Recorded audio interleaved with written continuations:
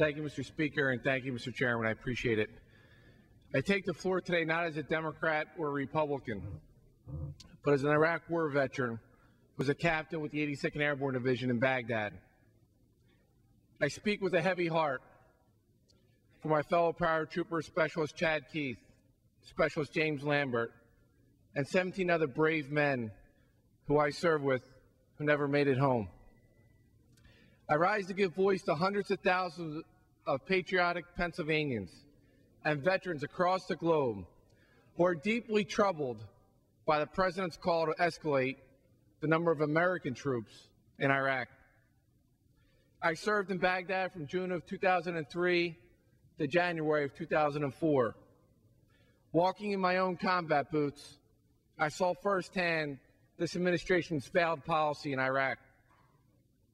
I led convoys up and down Ambush Alley in a Humvee without doors, convoys that Americans still run today because too many Iraqis are still sitting on the sidelines.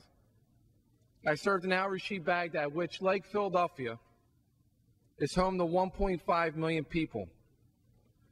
While there are 7,000 Philadelphia police officers serving, like my father in Philadelphia, protecting its citizens, there's only 3,500 of us in Al-Rashid, Baghdad.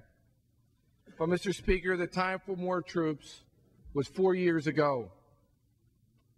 But this president ignored military experts like General Shinseki and General Zinni, who in 2003 called for several hundred thousand troops to secure Iraq. Now, Mr. Speaker, our president again is ignoring military leaders, patriots like General Colin Powell, like General Abizaid, and members of the bipartisan Iraq study group who oppose this escalation. But most importantly, Mr. Speaker, Congresses in the past did not stand up to the president and his policies. But today I stand with my other military veterans, some who were just elected, like Sergeant Major Tim Walls, Admiral Joe Sestak, and Commander Chris Carney. We stand together to tell this administration that we're against this escalation and that Congress will no longer give the president a blank check. Mr. Speaker, close to my heart is a small park on the corner of 24th and Aspen Streets in Philadelphia. This is the Patrick Ward Memorial Park. Patrick Ward was a door gunner in the U.S. Army during Vietnam. He was killed serving the country that he loved.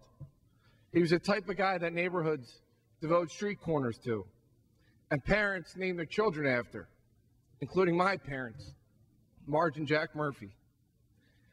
Mr. Speaker, I asked you, how many more street corner memorials are we going to have for this war? This is what the president's proposal does. It sends more of our best and bravest to die refereeing a civil war. Just a month ago, Sergeant Jay Moon from my district in Levittown, Bucks County, was killed in Iraq. You know, a few blocks away from this great chamber, when you walk in the snow, is a Vietnam memorial, where half the soldiers listed on that wall died after America's leaders knew our strategy would not work. It was immoral then, and it will be immoral now to engage in the same delusion. That's why, Mr. Speaker, sending more troops in the Civil War is the wrong strategy.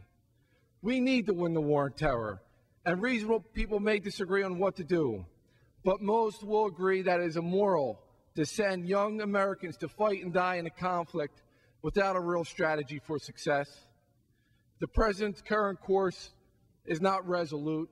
It is reckless.